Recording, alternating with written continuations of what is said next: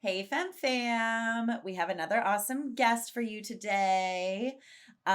Today's guest was referred to us by a previous guest, which we really love. And we love also when you listeners send us guests. I think we say this all the time, but we're really grateful because, we have a ton of people that we follow and a lot of people that we want on this show. But to know that it's someone that you guys already care about and already want to hear from, like that's exciting to us. And Thank you, Miss Carrie Nasina, who was a prior guest on our show. She's a brilliant acting coach and gets to work with amazing, amazing actors and talents such as our guest today. Dana Lyn Baron. She is an actress. She's also been a producer. And today, right now, when you listen to this episode on release day, her movie's coming out in theaters, Being the Ricardos.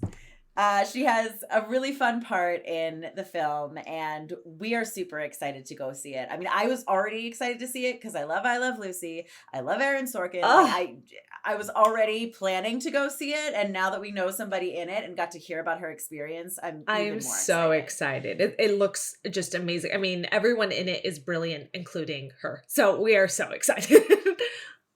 Yeah.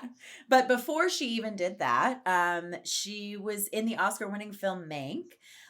She has TV credits from Bosch, Shameless, American Crime Story, This Is Us, Criminal Minds. Like, this girl's been working, but she's been working hard at it for a lot of years before she really had the kind of success that she has now. And she's going to talk about that in this episode, which I love to hear. And, it can be disheartening sometimes when you feel like you're working for years and not getting anywhere, but to see the payoff at the end is so rewarding. I love hearing these stories. Completely. I feel like one of the biggest takeaways for me was that she's just someone who really listens to her intuition and like keeps the eye on the prize. Like she knows what she wants and reminds herself of that. And it's not an easy journey, like you guys will hear, but that's just something that she just kept on doing. And it's just really inspiring. So I think you guys will get a lot of great takeaways. Even if you're not an actor, this is definitely more actor based, but just that whole mindset, we go into it a bit.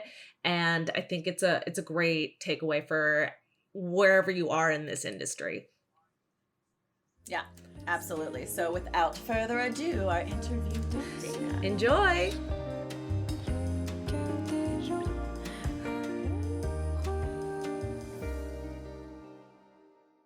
Let's start back to the beginning of your career, because you have done so many amazing shows, and we don't have to really delve into that. I really want to get into the hot stuff that literally the elephant shit you're dragging through out right now. I really want to get to that meat and potatoes of stuff. But just for our listeners, you've worked on so many amazing shows. And I think I read somewhere that you got started, you were living in New York, Broadway. I didn't make it to Broadway. I actually, if you don't mind, I want to go back further because I would love to, and certainly don't mind putting in perspective for maybe some of your listeners. I've been around a while, decades, and it's been a long journey, and shit is happening. And then the good kind of shit, the good elephant shit. It's happening. The one we want to step in for good luck. Yeah. But I started performing in somewhat earnestly in my teens. I was a dancer before I was an actor and started doing musical theater professionally when I was 16 was when I did my first show. I grew up in San Diego, and I did not come from a showbiz family at all. And here I am. And my sisters, I have two younger sisters, and we all danced. We all did all the things. And we were really good, all of us. We accelerated very quickly, but they didn't go towards performance as I did. But as it was, and since we were just in San Diego, and LA at the time was maybe 90 minutes away, not the 10 hours that it is now, traffic. I was in dance class with a few kids, including a young Mario Lopez and Taryn Manning, they were younger than me, so I wasn't close with them, but we were all there. Anyway, there were these kids who were auditioning and booking jobs in Los Angeles, TV shows, big Barbie commercials that ran for months and months and paid for their college tuition. Once upon a time, commercials did that. But anyway, so I had this yearning like around 12, 13 years old, like that was when I had the first thought, I want to do that, but I didn't really know what that was, Yeah. I just wanted to be on screen. There was something about that. But my mother is not a stage mother at all. So what did I do? Because I'm such the go-getter. I don't know if my grandmother got it. I got an LA phone book. Phone books, everyone. Do we know what that is? what those are? And I just looked up agents and called them. I was like 12 or 13. And I was just calling them. I didn't know anything. And they were very kind, I remember, but they're like, honey, does your mom want to drive you to LA? I'm like, I don't think so. I'm like, well, you may want to wait. So but that initiative you had to just like want to figure it out at such a young age is really cool. Yeah, it says a lot about me. But so that, yes, girl. Those are good quality. No, I mean, resourcefulness, perseverance, smarts, business savvy, the beginnings of business savvy, like that's definitely all very useful to have. Not completely necessary. I have some actor friends who don't have any business sense and somehow they've done very well still, which is very lucky for them. But I always was, I started reading the trades when I was 18. Variety was my go-to, and I was reading them. Or the production charts, I believe, were Hollywood Reporter, and that I'd look in them for the charts, but Variety was where I read my day-to-day, like, who are all the players in the industry and what's going on? And I knew all these things and all my actor friends did not. But so anyway, dancer, musical theater, but here I am, and I'm not going to show you a picture. Sorry. But I know this is a podcast, but I was, how do we say? I was awkward in that I was not, my external parts did not match my insides. Like I was this old soul in this young, and I had braces. I was not, I don't know what, I was just awkward. I was weird. I didn't fit in anywhere. Sounds like my musical theater experience. Yeah, but it wasn't. And so it was a musical theater, but also like even at school, like I always felt like an alien. Like I don't fit in anywhere. I don't understand kids my own age. Like it was kind of rough. And I always got along like I was the youngest member. My first professional musical theater job was a regional production of 42nd Street, and I was 16, and I was the youngest member of that whole cast. All these equity members, experienced Broadway opera, and I always wanted to hang out with adults. I've always been like that anyway, from when I was a little kid.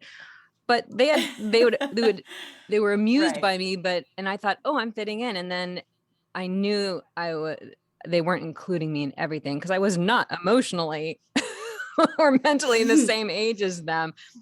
Anyway, I digress. I mean, by the time I got to college, though, my mother, again, not the stage mother, but God bless her, she knew I loved performing. And again, I grew up in San Diego. So during my freshman year at UCLA, where I was not a theater major, she said, oh, do you want, La Jolla Playhouse has a summer conservatory program. Why don't you audition? And I did, and I got in and had some wonderful conservatory training for the summer. And I was like, oh, I kind of like this. And my favorite note from one of my professors, who was a Juilliard professor at the time, because I was in college, I was getting graded for that summer program as well, for credits. But his note was, and it was perfect. I was B+ was my grade. So I was a B+ actress at the time. Not bad for a beginner. And he said, has potential, needs training. To which I replied in my head, duh, yeah. So then what happened after that, though, I met some wonderful actors, like actors like way further along than me as far as their craft goes. Some young actors are they blow me away. When young actors are talented like that, it's just something special. But I met some that then turned me on to what happened my next summer. I auditioned for and got into the program at Oxford University in England, the British American Drama Academy. And that was my aha moment. I was one day, I was doing some wonderful work, having, how those out of body experiences you sometimes have when you're working. It doesn't happen every time, but sometimes you do a scene and it's like, whoa, where did we just go? So I'd started to have that. And I was walking through the beautiful courtyard at my college at Oxford, and all of a sudden it felt like a punch in the gut. And I started sobbing in the middle of the courtyard in the middle of the day.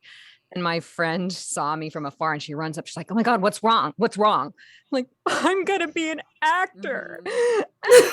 Like it hit me like, oh no, this is your path. This is your career. You are choosing it now, which means telling your family that's full of doctors, lawyers, people with normal jobs, and choosing this thing, and also choosing to move to New York after college, which was also a big thing because prior to meeting other actors from New York who were super cool, and I was like, oh my God, there's super cool people in New York.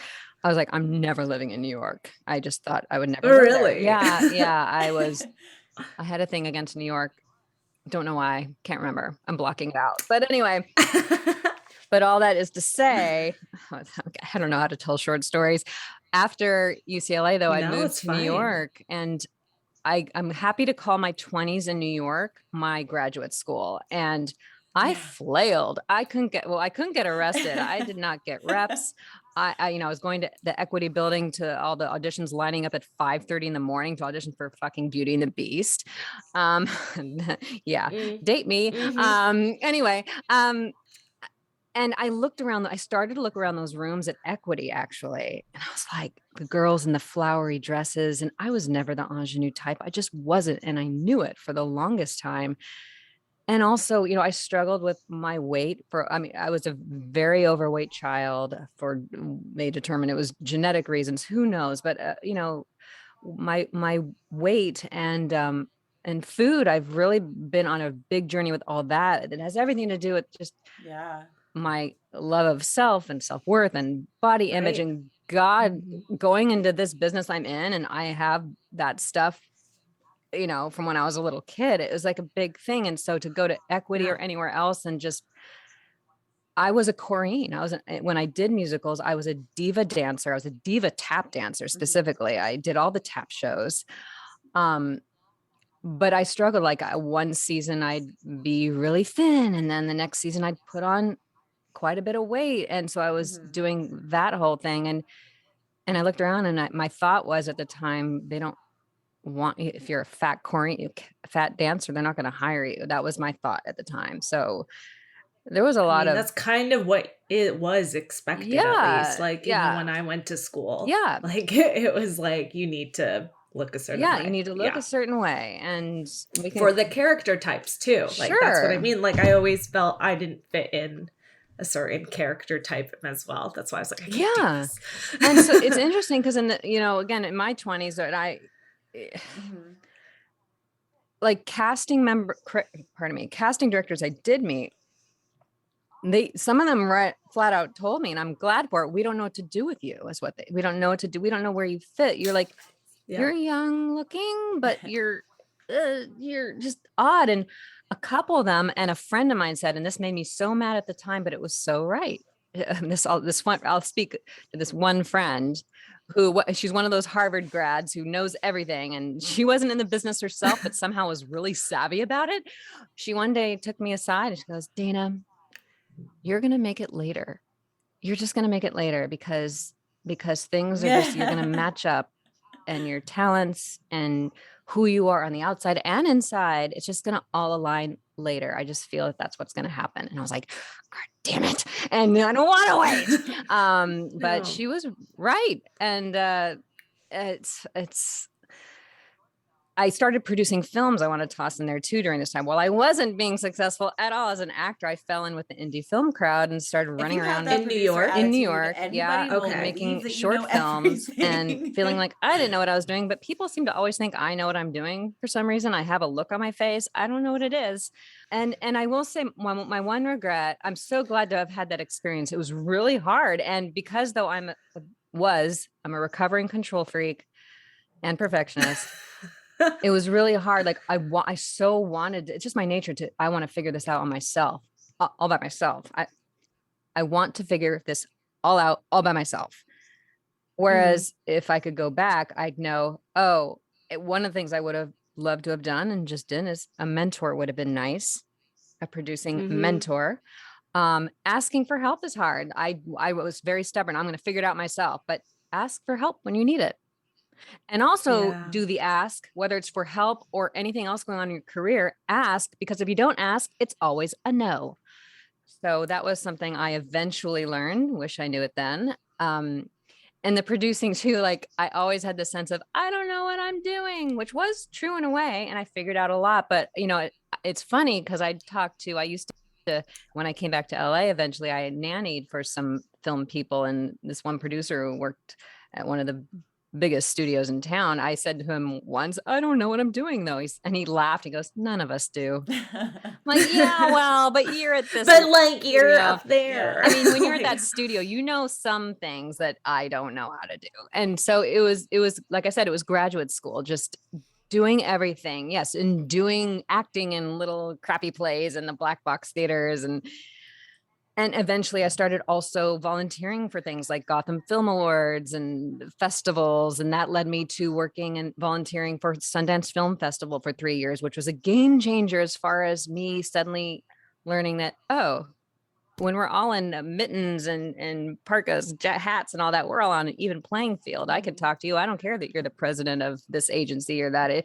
I got really comfortable with networking through my work at the festivals. So I highly recommend, if you haven't, get involved and participate, show up at these events. And especially if you're not so comfortable being in the crowds and talking to people. Yeah, that's good advice too, to not just attend festivals, but get involved, because especially, it's tough if you don't have a film in the specific festival you're visiting, or just aren't working on anything at that moment, and you meet people and you feel like I have nothing to show for myself, which is never there's always something you can talk about, but that's how it feels. So if you're involved, then you've automatically got something to talk about. Yeah, I'm working for the festival. Or I have to tell you something, because that's something actors deal with so much, this shame or uncomfortability about, oh, what do you do? I'm an actor. What have I seen you in lately? Or what are you doing now? And when we're in those periods, moments or whatever, where we're not working on a project or don't have something about to come out, it's just, I used to hate it. Oh, dreaded that question, until finally, I forget how it happened, but I came up with my answer to it every time. What do you do? And I'd say I'm a woman of leisure. I like that. If I wasn't doing anything at the time, I would just say, I'm a woman of leisure. Yeah. I do what I want. Yes. And but it would shut them down because they wouldn't have any. They want to keep follow-up. asking. They'd be like, oh. And then I'd switch and then they'd be like, subjects can I look and- up leisure? We're a woman of leisure, like Life of Riley. Riley is kind of my alter ego's name. So Life of, yeah. Anyway, I know that it's weird, but it worked. It worked in New York. It was very good. Where was I? I don't know. Like my journey, right? Like I came back to, I was going to say San Diego. No, I didn't. I came back to Los Angeles in 2002. Why did I do that? Oh, because I was done with New York. Like it was just, I follow my gut a lot. My gut speaks to me. And after 7 years, I actually was coming back from one of my Sundance film festivals, and was in the car from JFK into the city. And I was looking out the window when the skyline appeared. And remember how at Oxford, I said, I got that punch in the gut thing. Like it literally feels like that. It felt like a punch in the gut. And it also was like this thunk feeling, like a curtain coming down. And I suddenly went into this panic in a way, like I have to leave New York. I have to leave. And this was after 9/11, by the way. So it did or didn't have anything to do with that. It was time to go. And within 3 months, I was in LA. So it was kind of intense, and I probably made it more intense than it needed to be. But it was time to come back to California, where I knew I always intended to end up in. Still couldn't get arrested for a little while, but it was my 30s were the beginning of getting to know and like myself, truly. That's powerful. And it's really it's a big key to this whole puzzle. I have to be honest. Like yes, there are very successful people in our industry who have all kinds of self-loathing and just other self-worth issues. But I think that's why the people we see in our business who maybe look to be a bit of a mess and maybe don't treat themselves well, harm themselves, is because of that. So in that sense, I'm somewhat grateful that I didn't find success earlier when I was in such pain, really, and just truly not ready for it. Not liking them. Yeah, I wouldn't have been ready for it. I would have covered very well, but I would have gone home and like, I probably would have binged on food or something like that. So I came back to LA and just started, I don't know what happened. I was doing a play. I had become a member of a theater company here in town. And it was the first time this has happened, actually. I was doing this play, and one of the fellow cast members, her husband was a producer on a big TV show at the time. And he said, I want to bring you in to audition, and brought me in for a guest star, my first primetime TV audition. Have you ever gone on stage or just somewhere and felt like you swear your knees were knocking and everyone could see that your knees were knocking? Yeah. So I felt like mine is always that I'm afraid they can like literally see my heart beating like in my chest. Yeah, like, or in your throat, like the heart and throat. Like, can't you see the outline of my heart? Like, you can see my vein bulging, can't you? Yeah. So I felt I was and I'm very hard on myself. Remember I said I was a perfectionist, control freak, all that. And I didn't have full belief and command of my work. But what was a blessing, so it was a really cozy room, by the way. It was, it was a straight to producers session. They had a couch. It wasn't like just a cold conference room, which I used to, I interned with some casting offices, and their producer sessions would be in like big conference rooms sometimes, but this was like homey. It was really nice. Yeah. I left. Now it was really great that I had a personal relationship with that producer now, because you could do what you can't always do, which is ask the people, or even share honestly, which is what I did. I said, I was so nervous. I felt like I told him, I said, my knees were knocking. I so wanted to do a good job. He's like, Dana, stop. They really liked you in that room. So know that. And no, we did not see your knees knocking. So that was really helpful. That was a boost. And that's what set me on another path. Besides, I believe we're athletes. And so if we're not on set, we ought to be training and doing our craft however we can, in class, wherever you do it. Yeah. So I was doing that, but what I wasn't doing was working on, I realized, this is a mindset thing. And I started down that journey, which thankfully didn't take very long. I think my soul was just ready for it. Like, being afraid. Can you break that down? Like, because it can sometimes sound woo-woo, mindset. Right? Yeah. Like, what is that to you? It kind of is, but I will share, and I don't mind naming this person because a lot of people may know him or know of him, a brilliant actor, but I was led to someone named Jack Plotnick, and he, does this wonderful work with and for actors. And he did it for himself first, which is why before he did it for actors, he was doing it for himself. But frankly, it involved a shit ton of affirmations that I literally said over and over and over and over and over and over and over while I was preparing for auditions, before auditions, in the waiting room. I wouldn't be looking at my line. His whole process was, in the waiting room, don't look at your lines. Focus on, I release and destroy my need to get this job. I release and destroy my need to do this right. Like, so mindset, well, think about it, guys. It's woo-woo and it's not woo. I don't know what to say, but like, we all think about your vulture. I call it the vulture. Other people do too, but that voice, like, you get an audition. If you have any kind of voice that's telling you, you're not good enough, or they're not going to like you, or this is hard. Like, just the belief that this is hard. I want to toss out there here, I'm name dropping. No, but I got to know the casting director, G. Charles Wright, who used to cast that 70s show in the middle. And he's a wonderful guy. And I took a class of his a while back, a workshop, and he said something that I just grabbed, and I've remembered ever since, which is just, although someone said recently, that's terrifying. I don't consider it terrifying. Just knowing that when you're in that room, and I know we're doing self-tapes nowadays, but when you go in that room with the producers, casting, whoever it is, like, for those 5 or 10 minutes, you're the only one who gets to play that role. Like, for those, you were playing that role. It's yours. Yeah. So enjoy it. Share, this is me in this world, in this story. Me. Yeah. No one else. Yeah. I'm going to do what I want to do and then leave. Bye.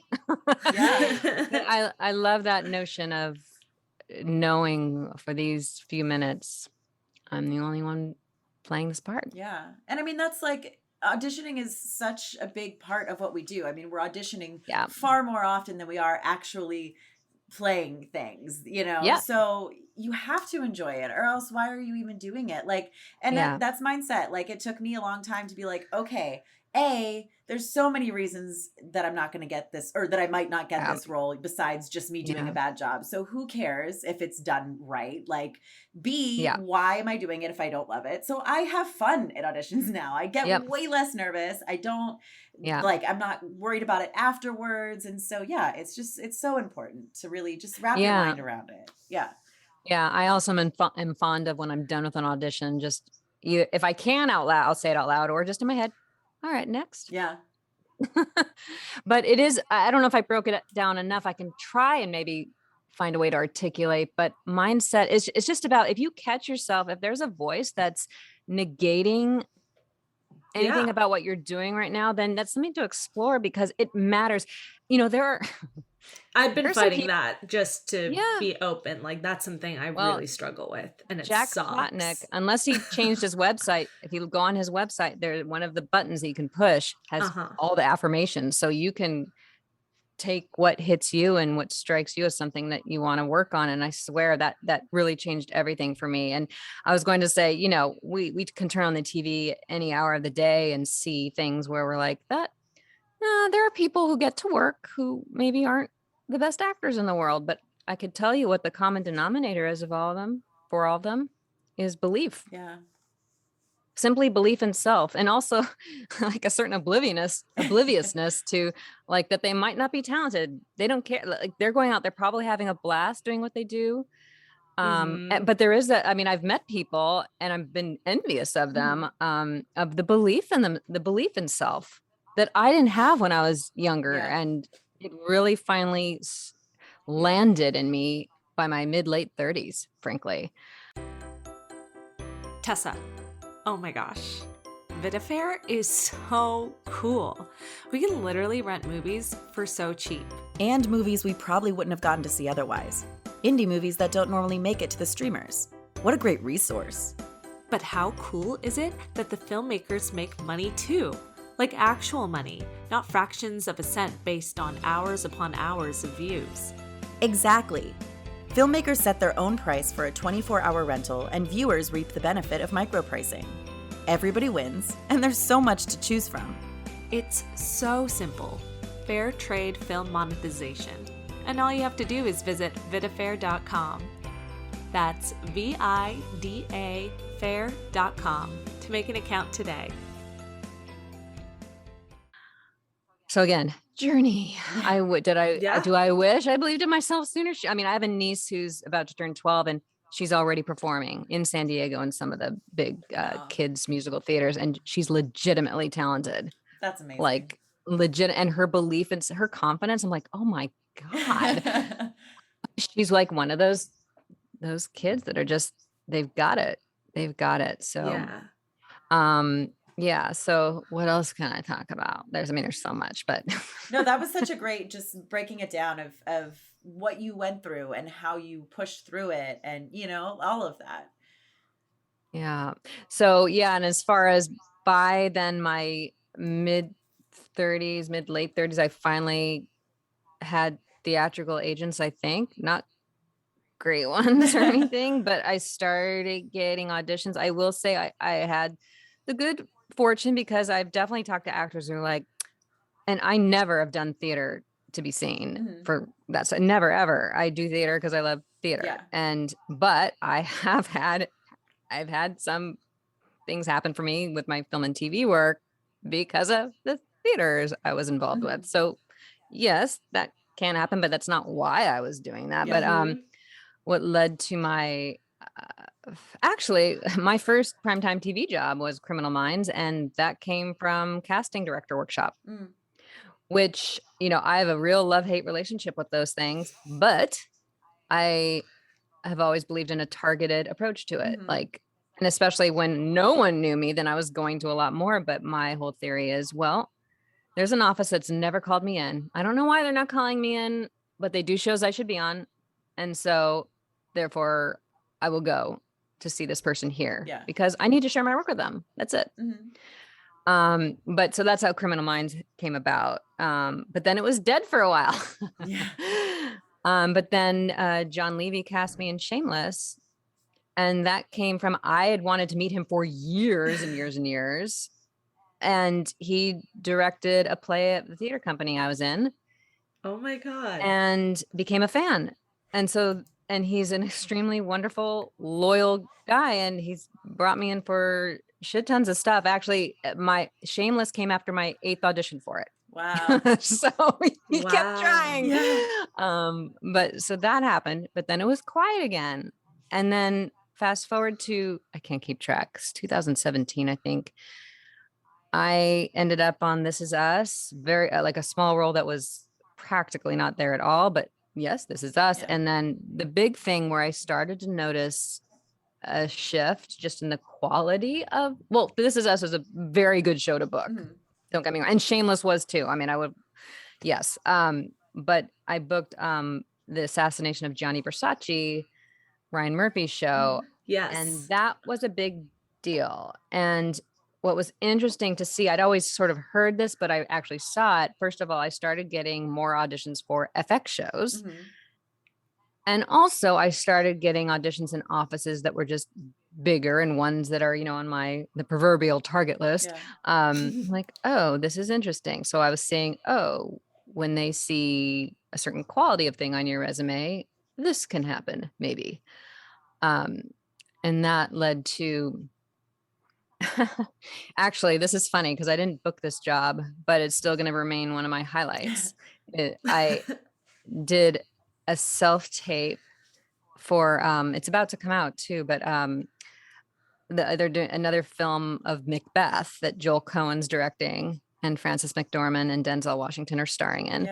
So I got an audition for it, which was amazing because I was like yelling for my agent to like, I have to be seen for that. I didn't know how, because I read the trades, I'd known about it like when it was first announced. I was like, how am I going to be seen? And then the audition came, which was great. And then I got to go to the director's session and I read with Frances. Oh, that's amazing. So that was, looking into her eyes was that will always be one of the highlights. I hope I get to work with her, but that was very cool. But then I got Mank a few weeks later, David Fincher's film that came out last year.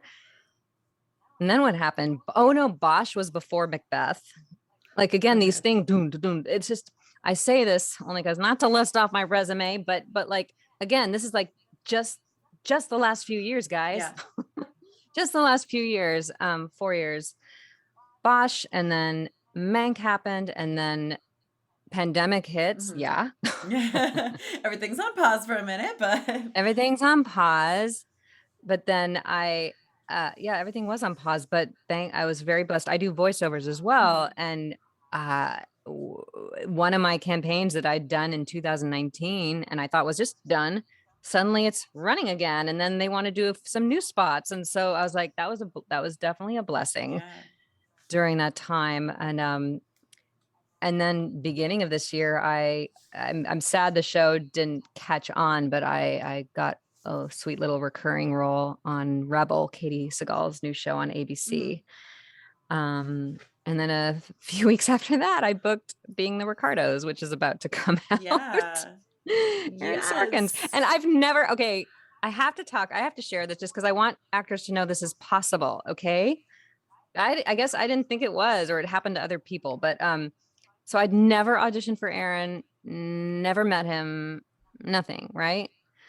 I will say Francine Maisler, the casting director, she'd become a fan a few years ago. So that was helpful. Yes. But Aaron didn't know me. Okay. So they were self-tapes, right? Do the self-tape. Felt really great about it. It was like right in my wheelhouse. I just knew what I wanted to do with it and I did it.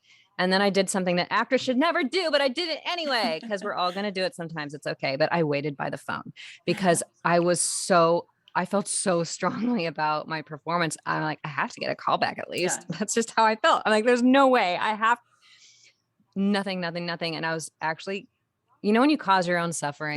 Yes.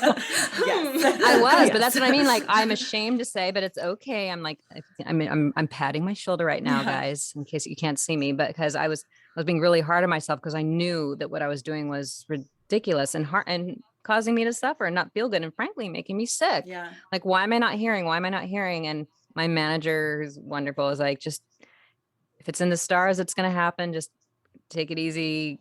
Da, da, da. And it took, it was a Thursday night. I was talking to a dear friend of mine. I call her, she's like my third grandma. My other two grandmas are no longer here, but she's known me since I was 18. And we were talking and I share everything with her. And she's like, she can become very stern, like a school marm, and like she's a former nun too, by the way. And it's not, I don't know why that's relevant, but anyway. I went to Catholic school growing up, so I understand. Oh, all right. No, but she's also woo-woo. Like, she was the former nun who left because that wasn't ultimately her calling, but she knows how to, like, she's hard on me on the best of ways. And she's like, Dana, you have to stop.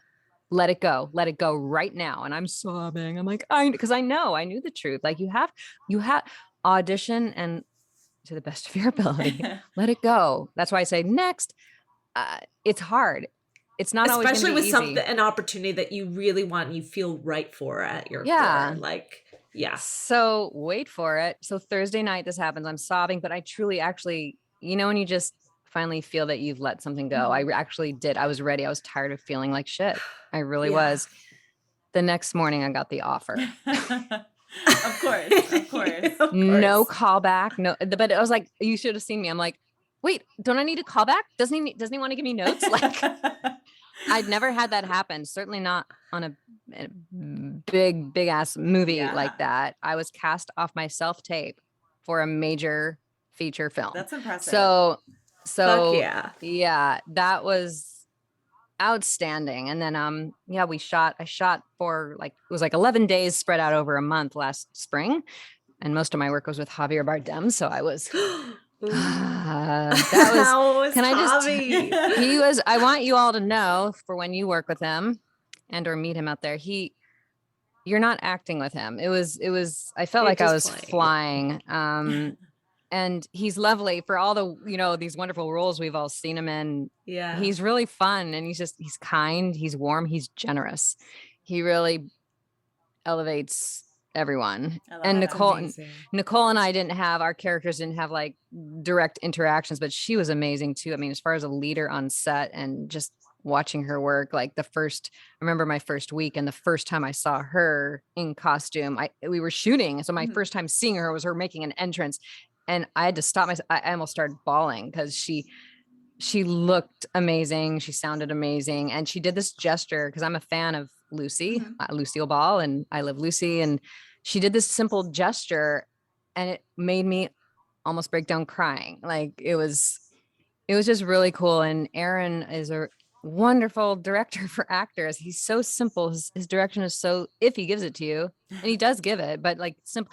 There's a scene in the film where it's just one simple line that I say, and I, do you ever hear yourself talking and maybe not even just acting, but even in life, but like you hear the words come out of your mouth. You're like, oh, I shouldn't have said it that way. That was a little, so I said it with a little too much, what's the word? A little too much seductress in it. Okay. I totally didn't mean it. There's none of that going on. Okay. I'm just Desi Erna's secretary. I do my job. So I heard it when I heard it, and Aaron called me over. Hey, Dana, come here. He's like, it's just business. It's just business. Yeah, got it. Yeah. But it was, but then he saw that I was like, I must have crinkled my forehead because I was being like, oh, God, I didn't get it right. That a little of that. And he goes, don't take that note too hard. Like, oh, he sees me completely. Yeah, that's amazing. And this is crazy. He wants to be home for dinner. We always wrapped by like 5 p.m. every night. Wow. It was insane. So he works very quickly, but he also gives the actors, like, if they need another take, like, it was just fun. It was just, I don't know. I just want more of that. We all do. I know. It felt like I was also doing a play in a way, because I enter and exit all my scenes so much. I felt like I was always in the wings. Yeah. coming and going. So it was just really fun. I don't know. I feel very, it's been an incredible little ride, especially these last few years, but it's been a marathon. Lest I repeat myself, I don't think I've said it here, but I have, when I talk to others about these things, I'm like, this is not a sprint. It's definitely a marathon. It's a journey. So if you're an actor, you're an actor. And sometimes we do need to check. I've checked in, like, do you really want to keep doing this? And if the answer is yes, well, there you go. But if you think, well, I could work in an office, that'd be fine. Like, I've been offered jobs. I used to temp. My day job used to be temping. So in New York, I worked for Miramax and Scott Rudin I worked for. I've been offered jobs at these places. I worked at Warner Brothers out here, 20th Century Fox, Miramax also for a little bit when I first came out. I was offered jobs, but I knew I'd have to give 200% and I wouldn't be acting. Yeah. Most likely. I mean, who knows? Maybe that was short-sighted of me, but also in my awkwardness and just my lack of belief, starting in my teens, really, I was like, when it came to a spotlight, that's okay. I don't need the spotlight. And it was a lie. Really, it was a lie, but I knew that people didn't see me. Yeah. Like, you're an actor? You don't look or seem like an actor, which is fine. You don't have to look or seem like an actor, but I didn't exude anything to them, but I was smart and capable. Yeah. And I could have run a studio. That's what people think. Yeah. But if you don't want to run a studio, that's a whole nother thing. Yeah. And I did not. So I'm glad that I didn't say yes to some of those offers because it would have been a different path and it could have been a very enjoyable and fulfilling path, but I'm an actor, God damn it. And sometimes I'm like, God damn it. I don't want to be, but I can't be anything else. Yeah. Well, because it's hard. Because I'll be honest. I mean, and we all definitely all go through this. Like, I haven't booked anything since the Ricardos, and it's frustrating as all hell.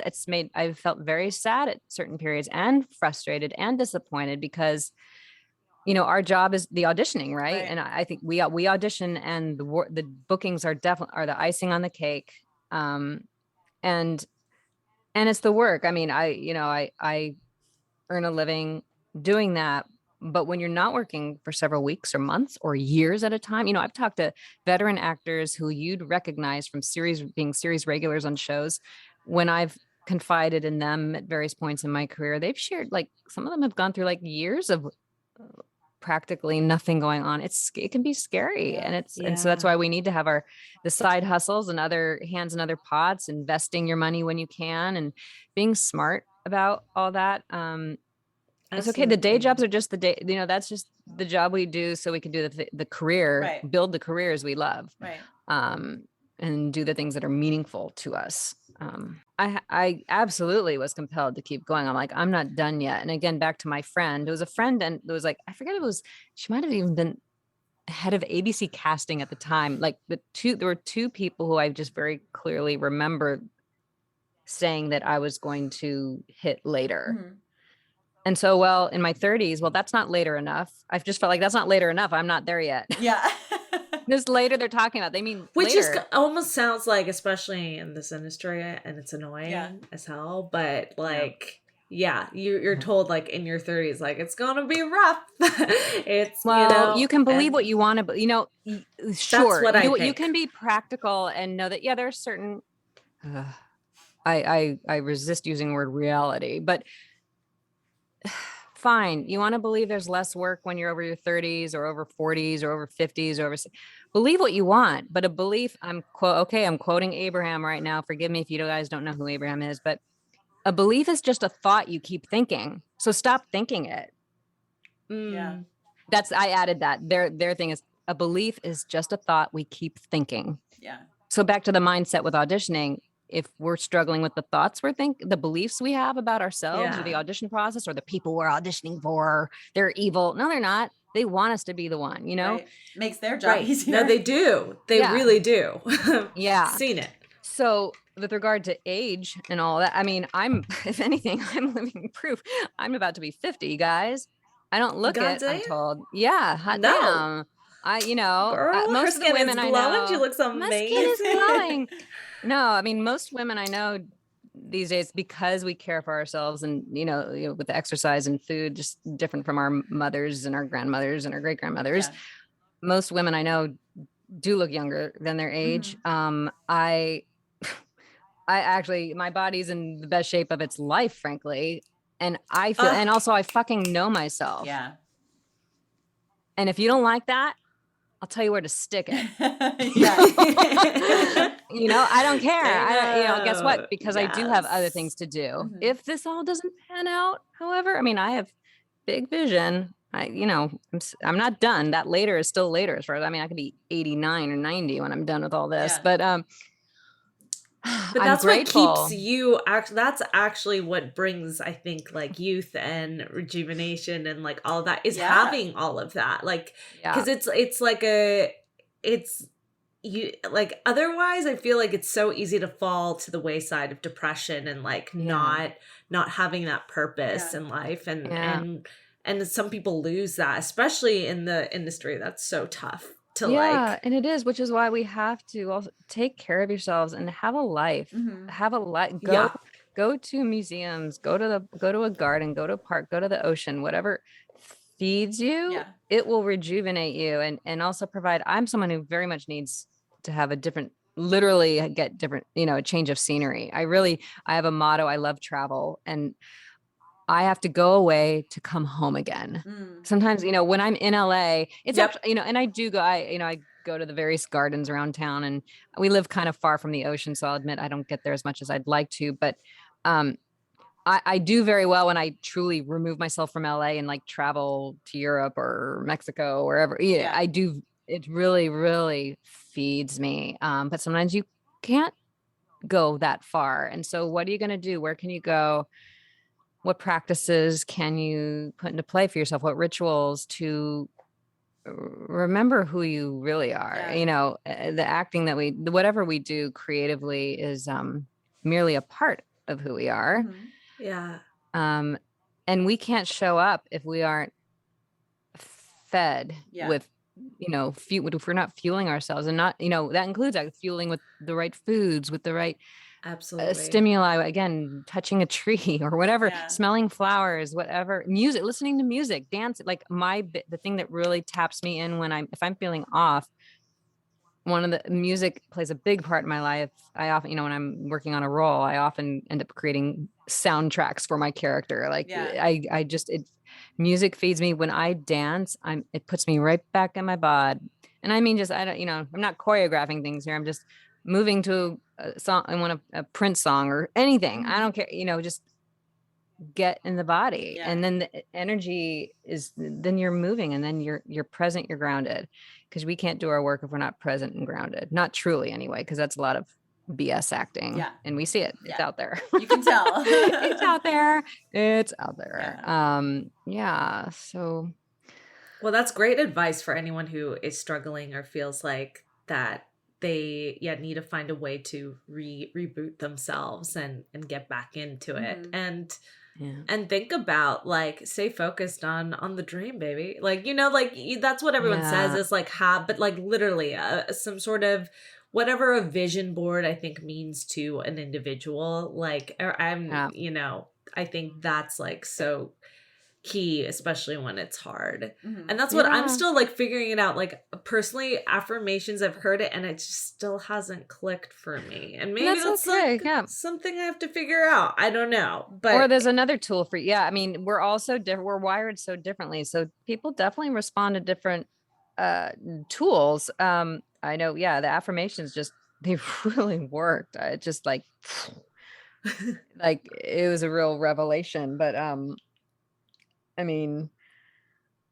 short of that, I mean, so if you're not going to go say a more woo-woo route, then there are very practical things to do, which is I've already I mentioned being in class, or if you know that, if you're struggling with, like some people are legitimately brilliant actors and just suck at auditioning. Like it's a horrible experience. Well, I mentioned G. Charles Wright earlier, and his was actually the very first ever specifically film and TV class I ever took. Because I was always like, I don't want that. I want to just do real work. I want to do Ibsen and Shakespeare and all that.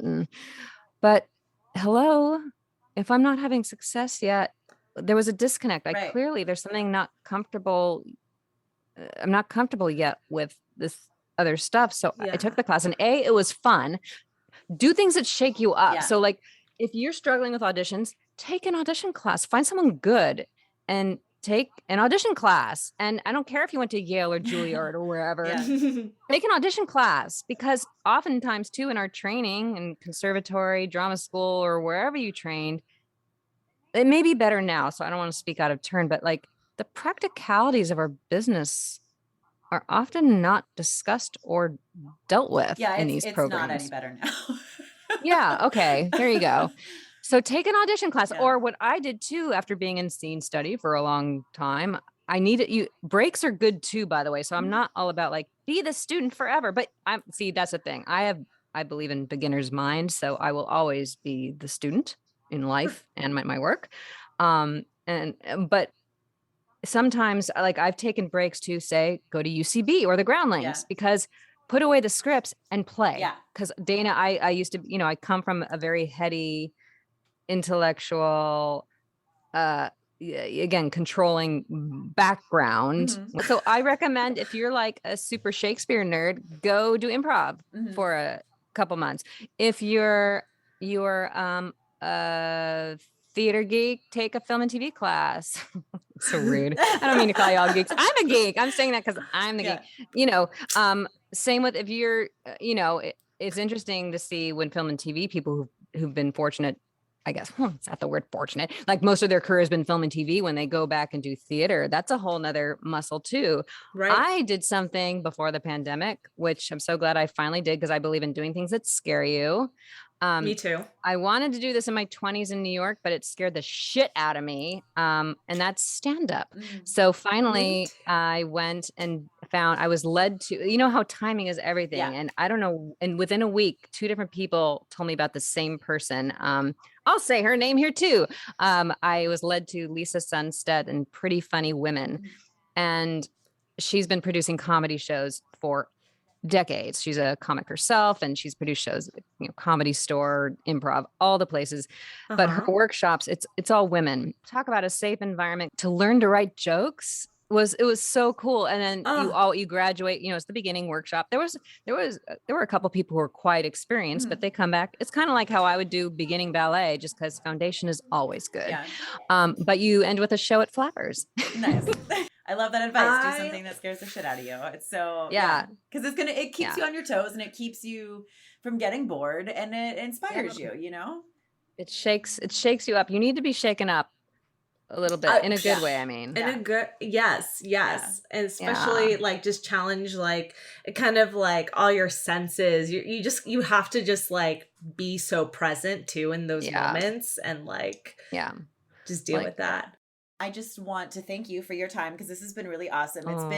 Thank you. I like hearing stories from people that have been in the industry for a long time, because it keeps us motivated, like, I mean, I'm in my early 30s. I've only been doing it out here in LA for less than 10 years, but it's like, it already feels like, oh my God, when is this going to get easier? And it's not going to get easier, but like, so it's inspiring, and it's really motivating to me. So thank you for that. Good. You're welcome. I'm really excited to see Being the Ricardos. I was already excited to see it before we even got to meet you and hear about you. So now I'm extra excited. So Femme, definitely go check that out. We're going to be cheering you on. I'm like so excited, girl. Yeah, and just getting to know you, like we know, like it's gonna be really fun watching, because I'm like, we don't know you, but we know. We got to like get an insight know me. Of you. You're part of the Femme fam now. Yay! I'm so happy. Yes. Can I just say something? And before I go, like, if you're whatever kind of creative you are, if you're an actor, you're an actor. If you're a writer, you're a writer. It's hard, because I call them civilians. When we're not famous, civilians like to call us aspiring or this or that. No, if you're acting in any way, shape, or form, you're an actor. You're not aspiring. Okay. And so just know that. And I am an actor, and I do a catering job now. I do that, and I do this. I worked in an office. I nannied. What else did I do? I don't know, things. whatever it's to like, provide so it served the greater purpose. yeah, exactly. Thank you. That's exactly that is like well what I put. tell myself every day. Yeah, no, and it's Like, true. And you'll know, I mean, connect with your, your heart and soul will speak to you. Watch out for the brain, the third eye is okay, but the brain, I'm working on this to this day. It'll be a lifelong journey, frankly. When my brain likes to try and take the driver's seat, it's taken, it was in the driver's seat for a long time. And I've been kicking it to the back seat now. And I have to remind it now and then to shut up. Because my heart, it's powerful stuff. Like our higher selves do know what we're meant to do. And so we have to just get quiet sometimes and take a few breaths and listen to what you need, what you want. Make sure that we get our listeners any of your social media and stuff like that you want to share. Yeah. Well, basically everywhere I'm Dana Lyn Baron, and I'll spell that because there's fewer letters than you think maybe. So I'll be honest, I'm mostly on Instagram. I'm not loving the Facebook really, but it's Dana Lyn Baron, and that's DANALYN BARON. So there's only one N in Lynn and one R in Baron. Some people like to add extra ones. But so it's at Dana Lyn Baron at Instagram, on Facebook, on Twitter, on YouTube. What am I forgetting? Anything? I have a website, danalynbaron.com. I have my voiceover site, dlbvoices.com. Okay. I think that's it. Is that enough? Yeah. And I'm on IMDb. You can look me up there if you want. I was gonna say she's on IMDb. Dana Lyn Baron. Go read through her trivia. Oh yeah, there's some fun stuff in my trivia, I think. Nice. Isn't that always fun? It's just like, what did people like source? Oh. Yeah. That's when I'll know I made it. It's like when someone finds this random ass fact about me, like probably pulled it from this podcast. Like, did you know? Yeah. She's missing a pinky toe. Anyway. I'm not, let's be clear, I'm not missing a pinky toe, but someone is. Right. Anyway. Someone is, maybe. Oh my awesome. God. Well, thank you. Yeah, we'll definitely so plug you. Yeah.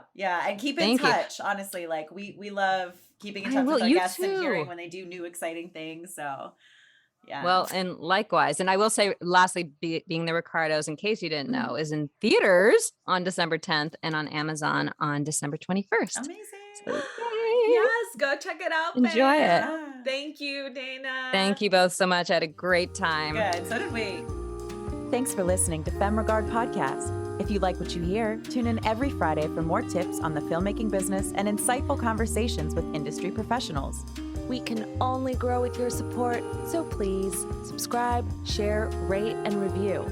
You can also join the Femme Fam on Patreon. For more on us, check us out at femregard.com.